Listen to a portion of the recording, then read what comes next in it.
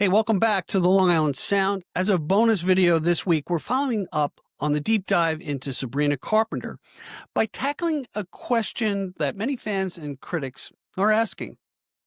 What specifically separates Sabrina Carpenter from the long line of Disney stars who preceded her, like Miley Cyrus or Selena Gomez or Demi Lovato? The answer lies not just in her immense recent commercial success, but in the unusual timeline that her success, her radical shift towards autonomy, and her masterful deployment of modern viral culture. By the way, if you like what we're doing here on the Long Island Sound, please hit that like button and please subscribe. You know, for many Disney Channel alumni, stardom was instant.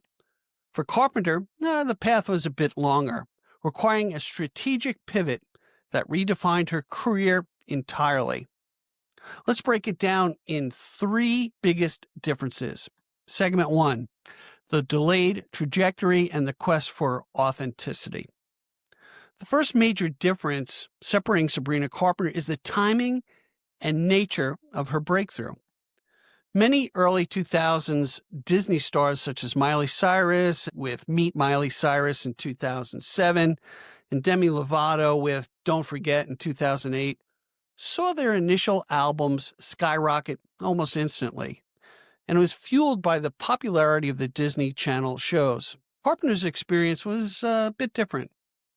While she starred in Girl Meets World from 2014 to 2017 and signed a 5-album deal with Disney-owned Hollywood Records, her early musical output that was achieved had kind of limited success.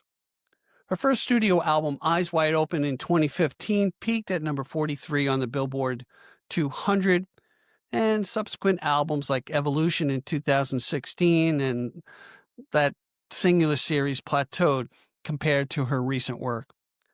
The real separation point came in 2021 when she signed with Island Records.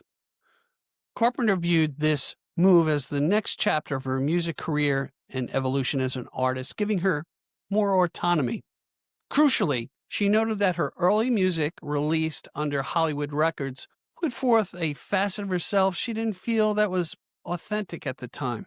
Her transition from child actor to pop star was described as slow, steady, and intentional. Let's talk about number 2, radical honesty and the genre pivot. I'd like to know your thoughts on the Disney cavalcade of kids, and let me know your favorite Disney celebrities, by the way, in the comment section. The second key separator in this radical artistic pivot was executed by her moving away from teen pop and contemporary R&B to vulnerable pop and folk pop. Her 5th album, Emails I Can't Send, in 2022, solidified this departure. The album was composed of songs written directly from emails and messages she intended to send to others, but kept private until the album. Critics lauded the record for its radical honesty and deep vulnerability, offering the public a more rounded portrait of Carpenter as a human being. This newfound freedom also allowed her music and aesthetic to embrace a more explicit language and content. The vulnerability was intentional. She noted that she hoped listeners would leave it feeling like they know me better as a person. After listening to Emails I Can't Send, a song like Because I Liked a Boy dealt directly with her personal efforts to navigate public scrutiny, something many Disney stars deal with, but Carpenter confronted it head-on in her music. This level of confessional songwriting separated her from the more manufactured pop of her early years. Hey, maybe that's what endeared her to open up for Taylor Swift. I don't know. Just saying. Tell me what you think. All right, segment 3, mastering modern vile marketing. So important these days. Carpenter's success has been dramatically boosted by her calculated mastery of 21st century social media marketing, a resource limited or non-existent for stars in the early 2000s. Her single Nonsense, an R&B influenced track, became massive success and a calling card, largely because she adopted a viral strategy. She made it a tradition to perform newly improvised, sexually suggestive outros for the song on tour, ensuring that the clips went viral on TikTok every night. Furthermore, on her recent Short and Sweet tour, she deliberately leans into fan behavior, recognizing that fans record specific parts of the show. She consistently implements minor visual or lyrical changes, like a new bodysuit color, a new feather boa, different poses during the song Juno, or new lyrics printed on her tights, guaranteeing that fans have new content to post and share on her behalf. This intentional, audience-driven approach to content creation is a hallmark of her modern stardom, something previous Disney generations cannot utilize in the same extent. All right, number 4, the peak of adult stardom. Finally, the sheer magnitude and speed of her adult commercial and critical successes are real differentiating factors. The release of Espresso in 2024 launched her into the stratosphere, becoming her first song to enter the top 10 of Billboard Hot 100 and a strong contender for Song of the Summer. This was immediately followed by Please, Please, Please, which became her first U.S. Hot 100 #1 single. Her subsequent albums have achieved a significant chart dominance. Short and Sweet in 2024 and Man's Best Friend in 2025 both debuted at #1 in the Billboard 200. She set a record as the first female artist to hold the #1 and 2 positions in the UK singles chart for 3 consecutive weeks.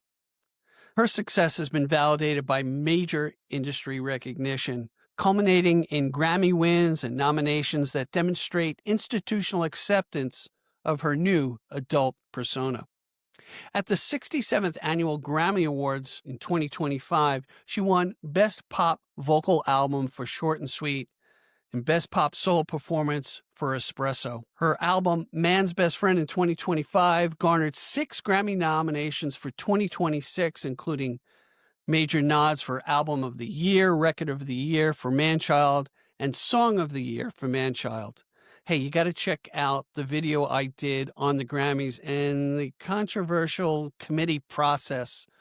They say the Grammys are rigged. I don't know. You decide. Check out the video. And of course, we must mention the ultimate cosign, her extensive tenure opening for Taylor Swift on the massive Eras Tour in 2023 and 2024, an experience she called a childhood dream come true, providing her exposure to crowds unlike any crowd I've ever played before, end quote.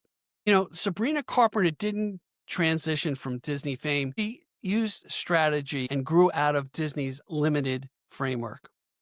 Her unique path involved years of plateauing, followed by a bold, authentic pivot, culminating in a commercial peak powered by self-authored songs, controversial imagery, and an unparalleled understanding of how to dominate the modern attention economy. It is in this calculated, late-breaking explosion of success that fully sets her apart. Hey, this has been your bonus segment of the Long Island Sound. We'll be next time back with more musical acts and analysis and current events. And as I say, be generous with your joy, keep your spirits high, and let the music take you on a journey. Be well, everyone.